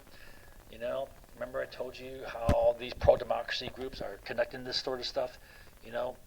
This is the typical propaganda efforts. You network into there's other parts of this document which I guess I forgot to record here, but they're making connections with key people in the press, and they're spreading things through different press outlets, right? Newspapers and radio and stuff. They're paying off people. There's a lot of money being spent. Mossadegh favors the Tudor Party and the USSR. This will be supported by black documents, okay? So they're saying we're going to manufacture false evidence, just like the U.S. said, we're going to manufacture false evidence between Mossadegh and the communists, right? And then at the same time, above the false publicity will be given to the U.S. stations fabricated documents which prove and record a detailed secret agreement between Mossadegh and Tudor. So it proves what? False fabricated documents prove this, right? So the British are also supporting what the Americans are saying, right? That they're going to make up false documents, all right? And use that as a means to get the people against Mossadegh so they can have the coup and overthrow the government. All typical destabilization. This is classic game plan stuff for overthrow. The later promising the use of force in support of Mossadegh.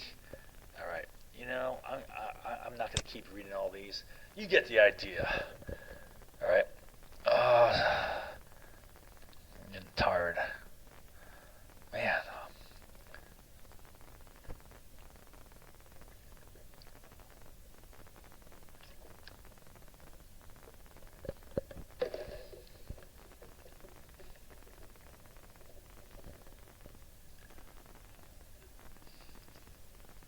So I'm going to go to Pearl Harbor.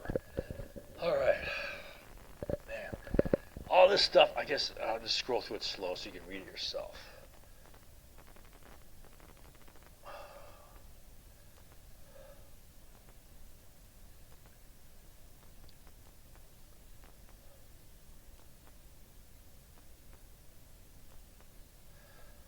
All right. Pearl Harbor. Wow, I'm tired.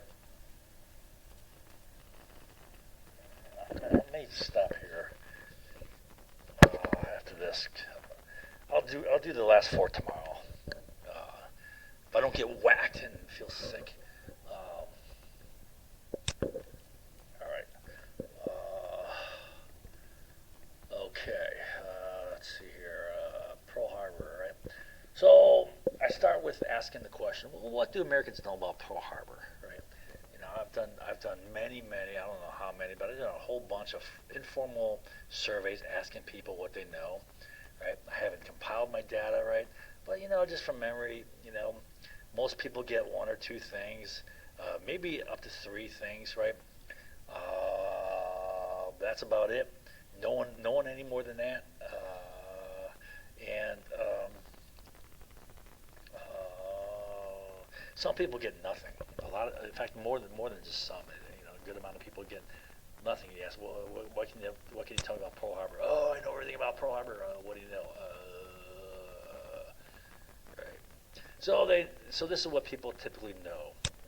Japanese attacked.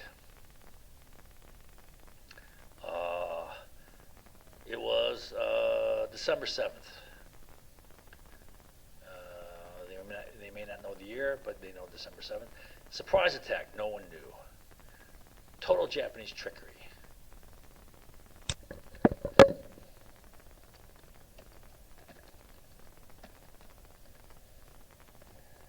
All right.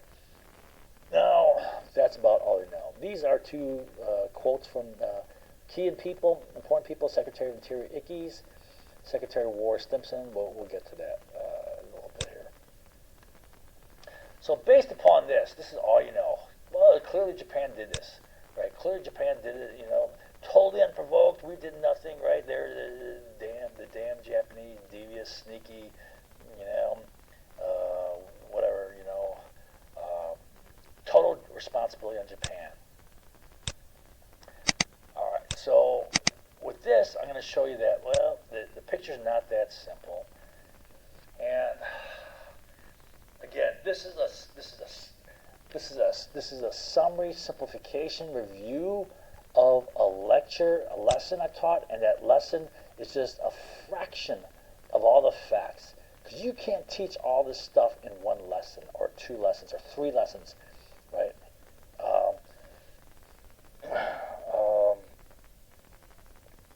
So the lesson itself is just a fragment of the whole body of facts. And this is just a fragment of the lesson. All right. But hopefully this will be enough.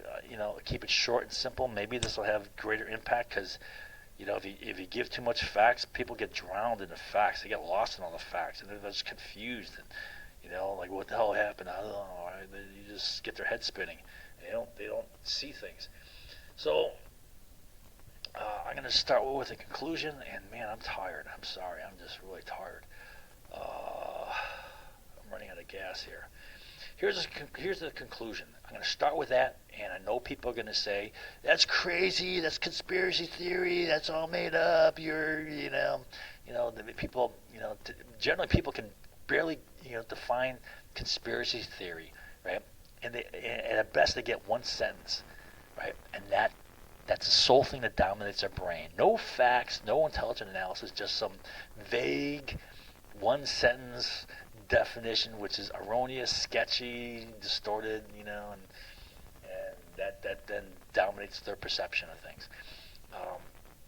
So I'm going to say this. The FDR administration not only knew the attack was coming, they in fact maneuvered Japan into attacking, right? They maneuvered Japan to attack it, and then they opened the door for a successful attack, right?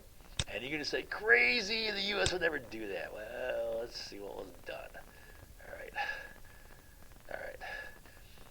So here I'm going to show you that the FDR administration knew that if they cut off oil, that would cause war. And they knew it from 7 different ways. Right? So here's the first one.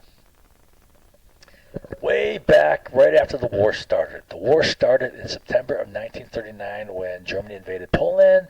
All right, a month after that, the war's going on. Now, Ambassador Grew, who was a U.S. ambassador in Japan, right? So he's here, and we're Tokyo. Tokyo's somewhere around here, right? he flies back to the United States, Washington, D.C., somewhere around here. And he has 2 meetings with FDR, and he says in his diary, right? I don't have it here because I'm just giving you abbreviated form. He says in his diary that in both of my meetings with FDR, I impressed upon him the fact that if we go down the road of sanctions, and if we cut off oil to Japan, and if Japan feels that its strategic security is being threatened, they will no doubt go down and take the Dutch East Indies. Roosevelt, which is to attack the Dutch East Indies. Roosevelt then replied, all right, well, then we'll jump them on the way. Probably, being a little bit facetious, sarcastic, whatever, right? Joking. But let's take a look at the oil situation. Japan has no oil, right? They have to import their oil. Now they get some oil from the United States. There's California oil. There's Texas oil. Oklahoma has some oil, right? That was the main oil back then, right? Now there's all sorts of stuff, fracking all around. Dakotas, West Texas near New Mexico, and New Mexico has oil now that can be fracked, right? But anyways, back then it was like the main thing was Texas was the main, then Oklahoma and California, right? They get oil from the Dutch East Indies, and they can get oil from the Middle East, right? But if they're going to take oil, they're not going to take the Middle East, right? Go through all this, go through all here, right? The long lines of communication, right? And going through, narrow straits. They're not going to take the USA. That's not happening, right? The long lines of communication, first of all, and then invading deep into the U.S. territory. That's not happening, right? Their only chance of getting oil is Dutch East Indies, right? All right, they have to take that. Now, who? Well, that's Dutch, right? But who controls Dutch East Indies oil? Who produces there? Well, British, Dutch, and U.S. Standard Oil, New Jersey, and Standard Oil, New York were involved in Dutch East Indies oil. All right, so that's number one. Now, then in May, twice in May, early, once like in May 6th and then May 26th, it was leaked into the press that the U.S. May cut off oil. Japan responds 4 days later. It's in the press. May 31st, the warning is Japan warns that there will be war. Not that there might be war, that this may be a cause for war. They say you cut off oil, there will be war. Right? No ifs, ands, or buts. Right? Now, the Roosevelt administration said nothing in response to this, kept it low key, keep it low profile, keep it under the radar of the American public. All right, then on June 23rd, shortly after this, there was a letter from Secretary of Interior Ickes. Secretary of Interior Ickes, he's the guy that's in charge of all U.S. production and resources, Interior is the resources, right? From everything from oil to minerals to metals and whatever, food, whatever strategic resources we need. He writes a letter to FDR and says this, June 23rd. There might develop from the embargoing of oil to Japan such a situation as would make it not only possible but easy to get into this war in an effective way. Now, one, this shows clearly that the U.S. wants to get into the war. Two, it shows that we know that if we cut off oil to Japan, we're going to go to war with Japan. Then Ickes would later say in October, in his diary in October, he writes a note and says that if we go to war with Japan, we will undoubtedly go to war with Germany. All right. So, anyways, Ickes says that not only do we know that cutting off oil will cause war, we want to get war with Japan. We're going to cut off oil. Right? So then Admiral Turner, who is one of the top 3 admirals at the time, he's chief of Navy war plans, and he is tasked to conduct a report on what will happen if we cut off oil to Japan. On July 17th, he issues his report, and it says that if we cut off oil, we're going to be at war with Japan, right? And he says that, there will be war with Japan, and Japan's going to immediately go for 4 things. Immediately go for 4 things. They're going to take Indochina. They're going to take the Malayan Peninsula. Something in the air again. I'm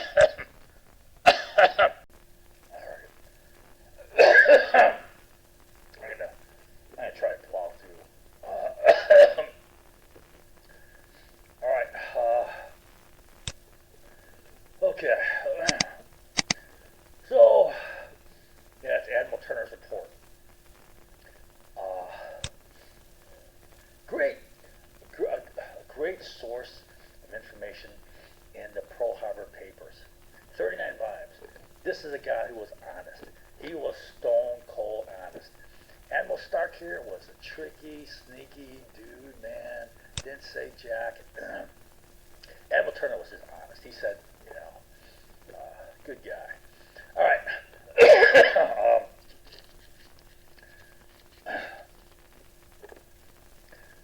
There's 29 messages, Japanese intercepted messages, showing Japan's panic over oil.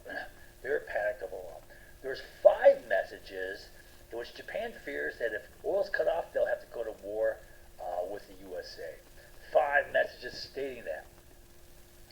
All right. So in multiple ways, they know that if you cut off oil, we're going to war. 7 ways altogether. Then on July 25th, U.S., UK, and Dutch all cut off oil. Now, you can't say that's a coincidence. You know they did that in conjunction. So all sources of Japanese oil is cut off. And they have only 6 months oil reserves, which means if oil's cut off on July 25th, they got to get oil by the end of January 1942, or they're lights out, close up shop, lay down and die as a country. Right? They're not going to do that. They're going to go get some oil. Alright, so there's 7 panic messages setting November 25th as their deadline. They got to get oil negotiated with to get oil, or they're going to have to take action by November 25th. Why? Because it's going to take a while to take territory, to secure the Dutch East Indies, and then get oil pumping back to Japan, right, by January 30th, end of January. All right. So this is they're impressed because they have only 6 months of oil. They got to do it by here. All right, Admiral Richardson. There's testimony by Admiral Richardson and Admiral Stark. Admiral Richardson was a top naval officer in the field, commanding the fleet. He was in charge of the U.S. naval fleet. There was only one fleet at the time before they split between Atlantic and Pacific. He was in charge. Now, he had several meetings with FDR, and he said repeatedly that FDR wants war. He's trying to maneuver us into war. And then Admiral Richardson and Admiral Stark. Admiral Stark is the top Navy admiral. He is the chief of naval operations. All right, and both Admiral Richardson and Admiral Stark said that FDR wants to sacrifice ships to the Navy. Admiral Richardson said that in his book, he said that I believe that he was looking to have one Navy ship sacrificed to get us into the war. And then Admiral Stark wrote a letter dated February 11th of 1941 to FDR as part of this provocation plan thing here. There's 8 action items to provoke Japan to attacking us. One of them was to send out cruisers close to them. And they would... the plan was you send U.S. Navy cruisers close to Japan with the threat that they're going to conduct some secret operations. So you leak to the press that they're going to conduct secret operations to jack up the Japanese. Then you send them out closer to Japan to get them hopefully attacked. And this is what Admiral Stark said in his letter. This is almost word for word. He said, as per our conversation, the way I understand it is, you are willing to sacrifice 1 or 2 of our Navy cruisers, right? We have 2 out there already, he said, right? But, I breathed a great sigh of relief when you said, you didn't want to sacrifice 5 or 6, right? So Admiral Stark wrote a letter, which basically pins it on FDR. FDR wants to sacrifice ships, right? Now, like I told you, I thought Admiral Turner was a straight up honest guy. From everything I read about Admiral Stark, he was a very intelligent person, but very, what do I want to say, cagey, savvy, and he knew that he could be scapegoated and crucified if those cruisers were destroyed, right? So I believe this is just what I believe. I believe what he was really doing. He's not stupid enough to say, "Wait, can you repeat that?" Write a letter to repeat that. What he's doing is he's creating documented proof that FDR would be behind this whole cruiser thing, right? So if they get sunk and someone's got to go down, it's not going to be him because he's got his hot little ticket of proof in his hand. That it links back to FDR. That's what I think that was all about. But that's my guess here. Provocation plan. This is a plan written by this guy, Captain McCullum, here, and it had 8 action items which were intended to induce Japan into attacking. So that's an indication we want war. Just like this is indication we want war. Just like this is indication we're trying to manufacture war.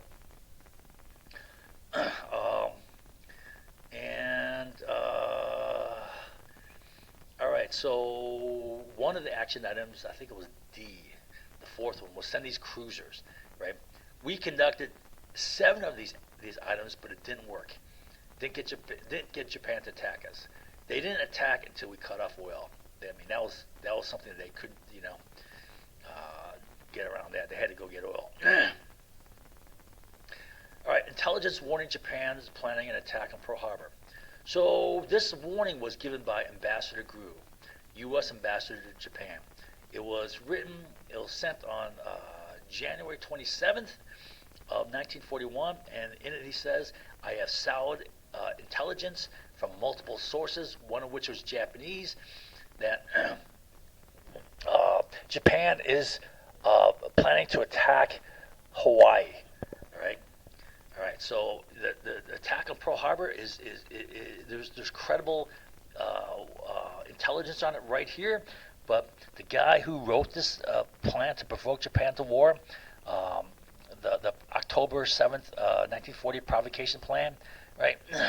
Captain McCullum, he cables on January 31st, just 4 days later. He blows this out of the water. He cables all naval bases, all bases in the Pacific, and says disregard the Grew warning. He says U.S. naval intelligence holds no credence in such rumors. That's almost word for word. Holds no credence in such rumors. Right. Then he says, based upon known disposition of Japanese forces, there is no plan to attack Pearl Harbor. Now, there were 24 messages targeting Pearl Harbor, intercepted and decoded before the Pearl Harbor attack. Right. At the time when McCullum sent this, they had intercepted 9 and decoded 9 of the messages targeting Pearl Harbor. So there's no excuse, right? Now, so there's 24 intercepted messages targeting Pearl Harbor. And Admiral Halsey, who was a famous war hero during the war, he wrote the introduction of a book by, God, I keep forgetting his name.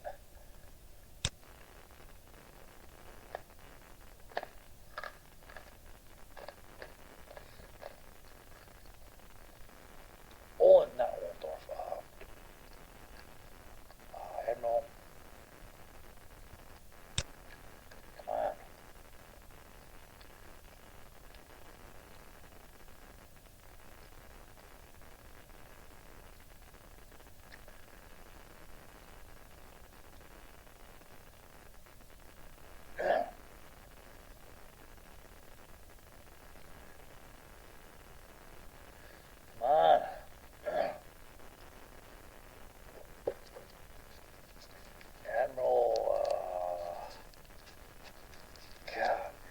He was in charge of the Pacific Destroyer Fleet. he was Admiral Kimmel's legal counsel during Kimmel's court-martial hearings. Um, he wrote a book called The Final Secret of Pearl Harbor. I'm gonna kick myself when I get his name. Theobald, there it is, Admiral Theobald. Why can't I remember his name? So this book cites facts on Pearl Harbor that says that, you know, Kimmel should be responsible for Pearl Harbor. You know, the Roosevelt administration set this up, so he's citing a lot of these facts. Theobald, that I cited. All these facts you can find straight from government documents. The entire 39-volume set, 39 books of facts on Pearl Harbor investigation hearings are all compiled together, right? And the University of North Carolina's Imbiblo project scanned every damn page, right? So you can get it online. I got this from original sources because I got the original books from the Harold Washington Library in Chicago, right? So I was able to get the original books.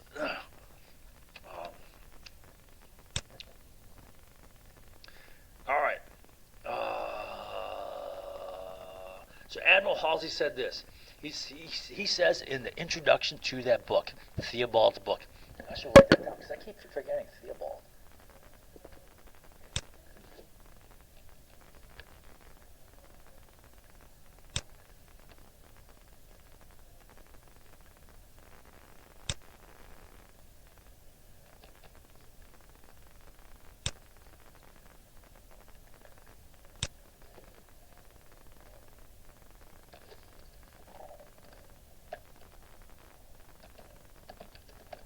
Theobald. Yeah, he was in command of the destroyer forces in the Pacific. Right? And he was friends with Admiral Kimmel, and he was his legal counselor during Kimmel's court-martial hearings. But Kimmel went down. Kimmel was scapegoated for that. I got to scapegoat someone. All right. So Theobald wrote a book, and then Halsey said in the introduction, he said this: "Had we known of these messages, there is no way I would have left Pearl Harbor, Hawaii." He was ordered away. Once the attack was underway, they knew the attack was underway. Once they knew the attack was underway, he was ordered away from protecting Hawaii. And he said, "Had we known of the practical certainty," that's the words he used, "that the Japanese were going to attack Pearl Harbor, there's no way I would have left. And there's no way that Kimmel would have ordered me away." Right? But we weren't given these messages. All right. So we know that they're attacking. Now, there were classic indications of war. Right? So we had broken and were decoding Japanese diplomatic messages, and part of those messages were these 24 messages targeting Pearl Harbor. Part of them were the messages over Japanese panic. Part of them were the messages they feared they're going to have to go to war with us if we cut off oil, right? And there was these messages on codes and code machines. This is classic indications of war is coming. So there were 5 messages to destroy codes and code machines. All right. There were 2 messages to recall dependents. These are classic indications of war. All right. So the Japanese recalled dependents, and then the follow-on message, there are 2 messages. The follow-on says, "Hey, don't do this," right? The Americans are going to know that something is up, right? We're still trying to negotiate return of oil. If we do this, they're going to cut us off. They're not going to negotiate oil. They don't want to have to attack. They want to get oil restored. All right. And all right, now part of these messages on the codes was before you destroy your code machines, they passed a open telephone code, right? And telephone line went straight from Washington to Admiral Yamamoto, all right? And it was called the winds code because based upon the way the direction of winds or whatever, right? One set of words would mean that negotiations had been successful, right? Another set of words would signal negotiations have failed, right? Now that would go straight back to Yamamoto. So this is the actual Japanese map of their attack route, right? And this is their retreat, getting out of there, right? So anywhere along the way when they're heading towards Pearl Harbor to attack, if Washington cabled back to Admiral or telephoned back to Admiral Yamamoto that negotiations have been successful, he would call off the attack. He would radio out, call off the attack. So they're hoping to the last minute not to have to attack. That was the purpose of this code. Now you see the Americans did the exact opposite. They tried to ensure Japan would attack. So Americans, the U.S. knows, and there were 36 people who had access to these decoded messages. Of course, you know, the top people, right? FDR and all the top military. So we know Japan's desperation, and there's a November 25th deadline established, cited in 7 messages. 7 messages cited this November 25th deadline. You have to get it done. The first message on this was desperate. It said, like, please, for God's sakes, this is just a paraphrase, but it's pretty much what they said. Do everything in your power to preserve Japanese and U.S. Relations from falling into a chaotic condition, right? You know, it was desperate words. And then, so they know that the 25th is a deadline, November 25th. Why? Because they got to get oil by the end of January next year. So on November 25th, they know that's a deadline. We know the FDR, you know, and the whole administration knows that the whole Japanese fleet is underway and on the attack. Right? They know that's their desperate deadline. On that deadline, G2 Army Intelligence spots the entire Southern Fleet heading south off of Formosa. There's Formosa, right? And they, according to Admiral Turner, who was an honest guy, Admiral Turner, you know, I respect the guy. He openly says that, you know what? For 2 weeks prior to the November 25th, there was super high radio traffic in the Northern Fleet. We knew they were getting ready for something. And then on the 25th, they went total radio silent, right? Which told us that the entire Northern Fleet had gotten underway. And then he said this: it was a simple proposition. They would attack 1 or 2 places. There was at least a 50-50 chance they'll attack Pearl Harbor, or they would set up a blocking line somewhere in the Mandate Islands around here to block our reaction to their invasion of the Philippines. They're going to attack the Philippines, right? Remember I said how to take the Dutch East Indies, you got to take Indochina, Malaysia, get the British out of there, take the Dutch East Indies, and get us out of the Philippines, get oil back to Japan. Right? All right. Philippines was ours. This is our territory. We took this from Spain, and in a war against Spain, and then in an even much longer war against the Filipinos. They didn't want to be controlled by us, so they fought like 14-year war against us.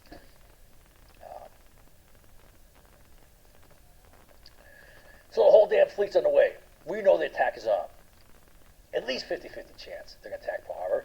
But with 24 intercepted messages targeting Pearl Harbor, I'm thinking it's a little bit more. Right? 60-40, 70-30, who knows? Right? But you know Pearl Harbor has a big chance of being attacked. So what do? Well, you know, the fleet's there, right? They know that this is the most likely place they're going to attack. So once they know the attack is underway, we know that's their deadline. 7 messages tell you this, get it done by the 25th. Get it done by the 25th, right? 25th rolls around. The FDR administration is gathered together in the White House, in the Oval Office, they do? November 25th, they reroute all shipping through the Straits of Torres. Now, remember they cut off oil and trade on July 25th, so there's really no ships heading to Japan. No, there's no trade with Japan right now. But there were still Lend-Lease support ships going to Vladivostok, Soviet Union, right here. Vladivostok's right there. To get there, they would have to go cross this path. This is Japan's line of attack, right? Cut across there, go through this between the Japanese islands there to get to Vladivostok. All right. All right. So those ships on the 25th, once they know the attack is on, they're rerouted down here. Straits of Torres are just above Australia, below New Guinea here, right? And they would, I guess, go this way somewhere, right? So they're clearing the path. Then on the 26th, the next day, there's two carriers defending Pearl Harbor. I believe it was a Lexington and Enterprise. Admiral Halsey was in command of the Enterprise battle group, and I'm not sure it was involved. But the Enterprise was sent to Midway, around here. Here's Midway. 700 nautical miles away from the closest point of approach for the Japanese fleet. That's way out of search plane range. And that's why they took this route, to stay away from search planes here, right? And then the other carrier, Lexington, was sent to Wake Island, way over here, way out of the way. Now, what are the carriers? The carriers are only the key defensive assets to protect Hawaii. They're sent out of the way once they know the attack is underway, right? There's no denying this. Right? People are, unbelievable. Just what happened. Then on November 26th, the Hull ultimatum was sent. Now, this ultimatum wasn't just thought up last second. No doubt they had this sucker already.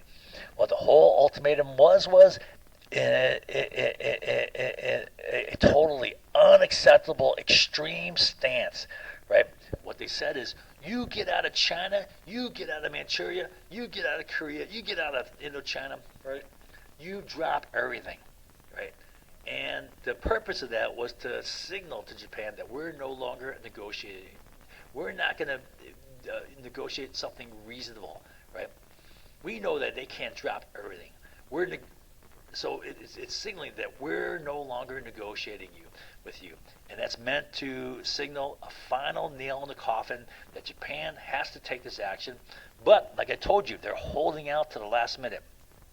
So even though we're telling them, signaling to them that we're no longer negotiating, this code was still in play. That anywhere along this path, if the Japanese diplomats in Washington reported that negotiations to restore oil was successful, they would call back the attack, right? I mean, who's stupid enough to want to attack the United States, the greatest industrial power of the world? And then what they did is they shifted focus.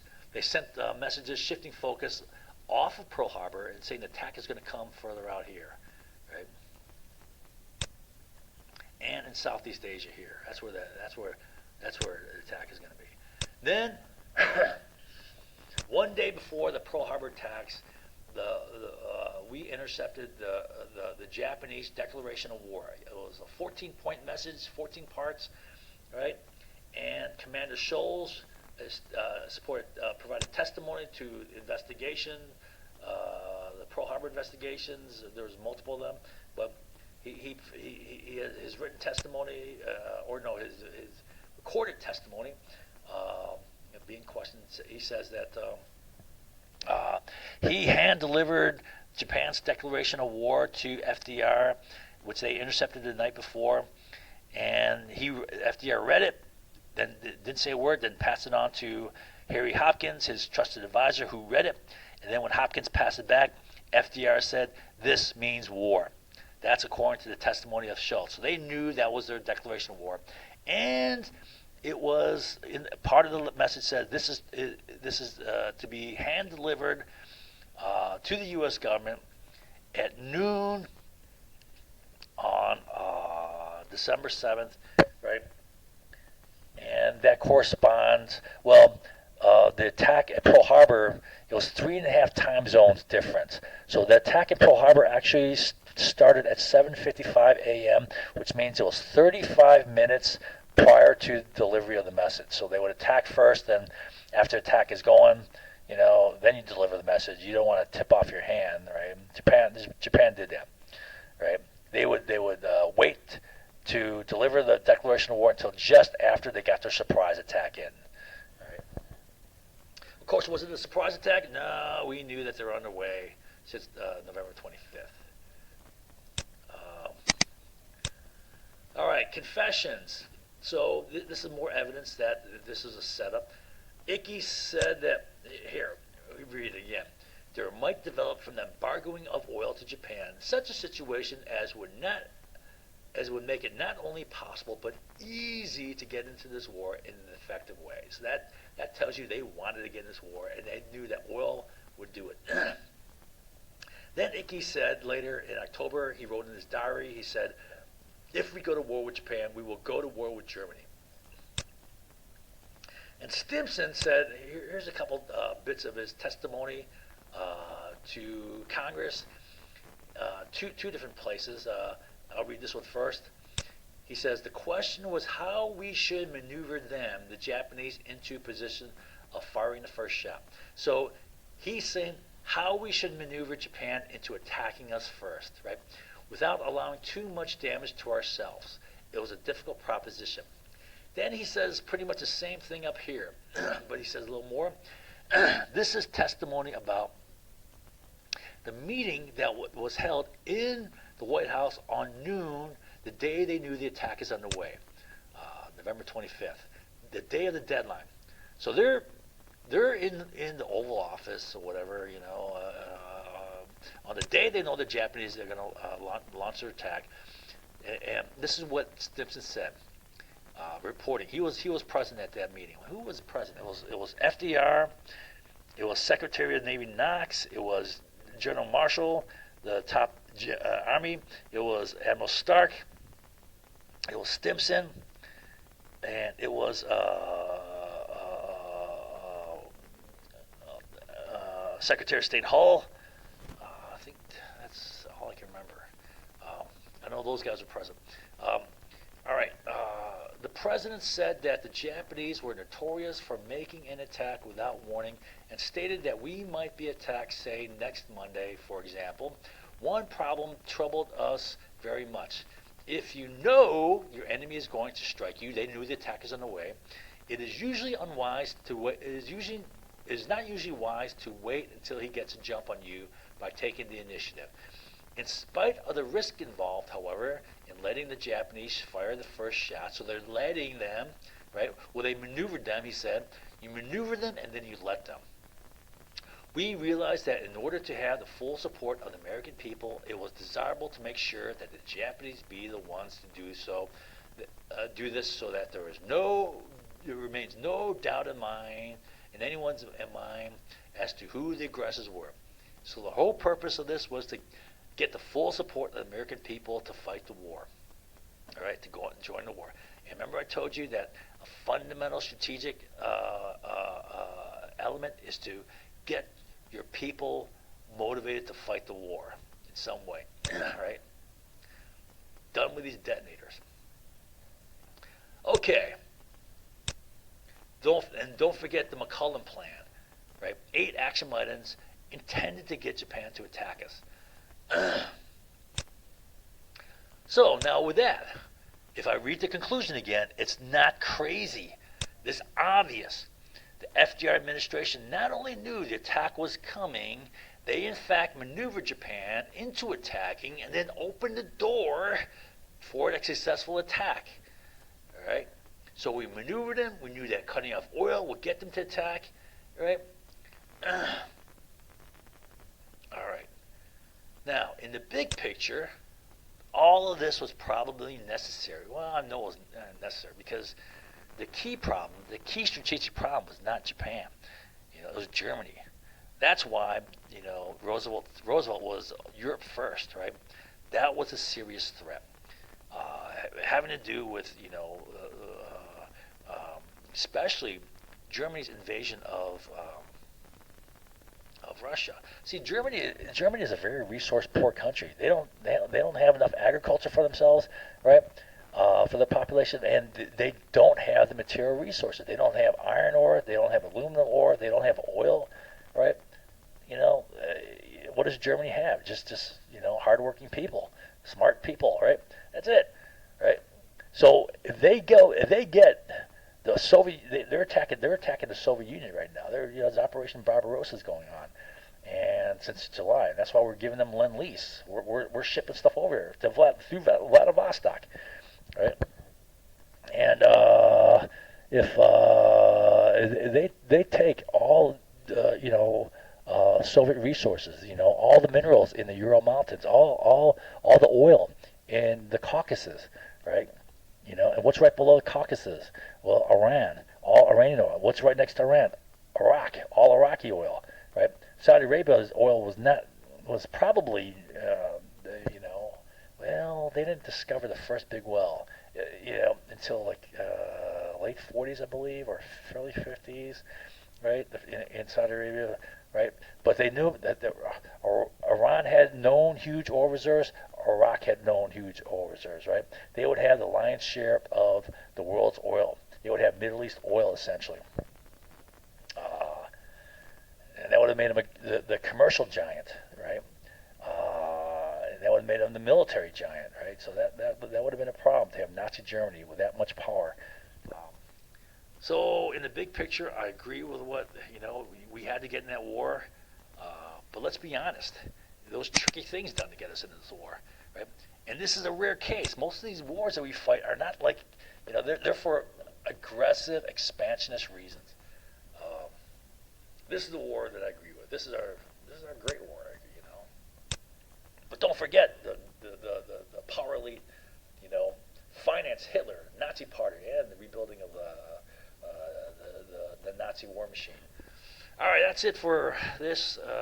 What I'm going to cover, let me just do a quick review. So I showed you that we're fighting all these wars, right? We're constantly fighting wars. Only 16 years out of 244 we're not at war. And we fight 2.77 wars every damn year on average, right? And most of these wars are aggressive expansionist wars. And then there's many ways in which we manipulate the population into these wars. And I'm giving you some examples, and I told you the method. They're going to try to focus on one sneaky little focus shift attack here on the one weak point, right? Now, I cannot teach you all the lying things that were done to manufacture false evidence on WMD. I cannot teach you all the fear jacked up things they did, right? I gave you just a short summary.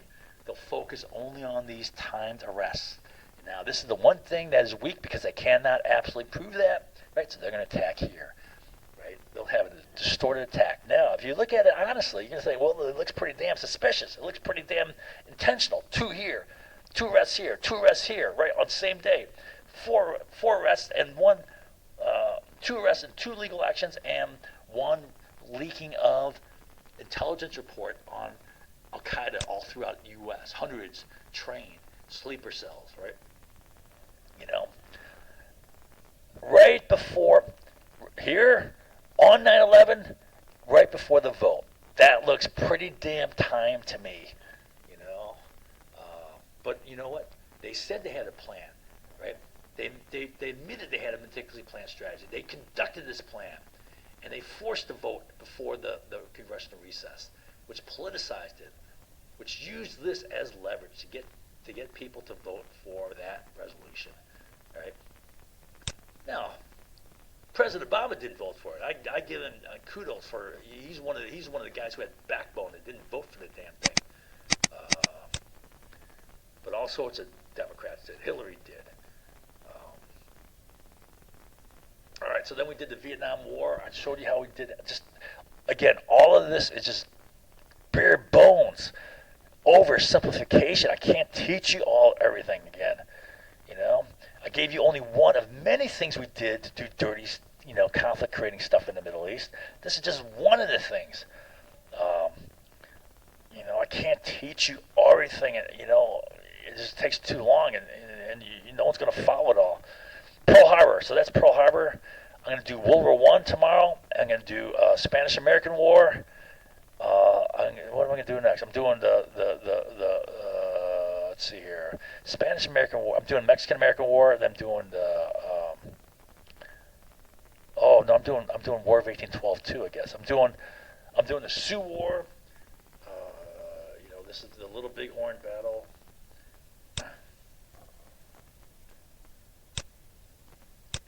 Doing the Mexican-American War, then I'm doing War of 1812. So I'm doing 5 wars tomorrow. I gotta get my act together and brush up on this stuff.